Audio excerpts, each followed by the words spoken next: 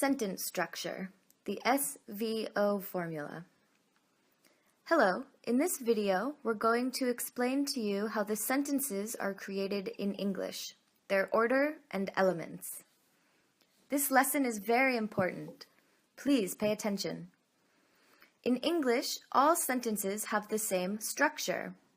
Subject plus verb plus object. For example, I read a book, where I is the subject, read is the verb, and a book is the object. If we want to say when the action happens or where it happens, we can put it at the beginning or at the end of the sentence.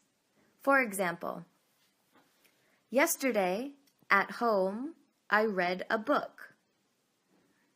Or, I read a book yesterday at home. We have the same structure, but we put the time and place at the beginning or at the end of the sentence. If we want to say how the action occurs, we put it at the end of the sentence. For example, he speaks English very well. Something more to know. A subject and an object can have this structure: an article plus adjective plus noun.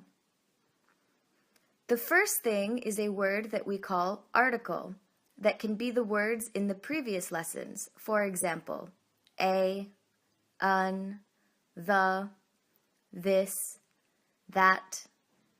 It tells us if it is something near, one thing, a lot of things, etc.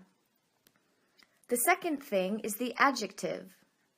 We put adjectives in brackets because sometimes we don't use an adjective. An adjective is a word that describes a person or a thing. For example, big.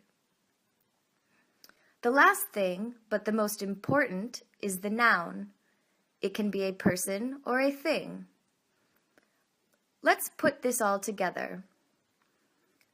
In the morning, I paint this old house.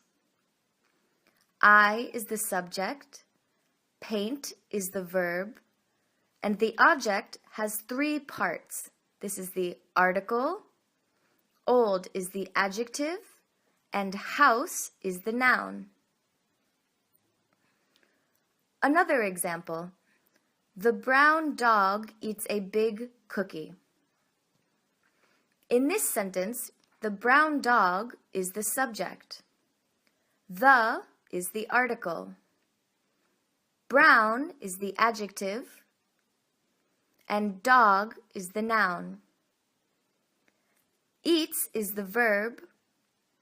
A cookie is the object.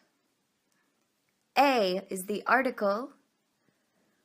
Big is the adjective, and cookie is the noun. Be careful, there are some exceptions.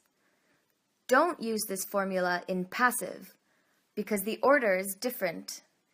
In imperative, because there is no subject, and when you use the verb there is or there are, because there is no subject.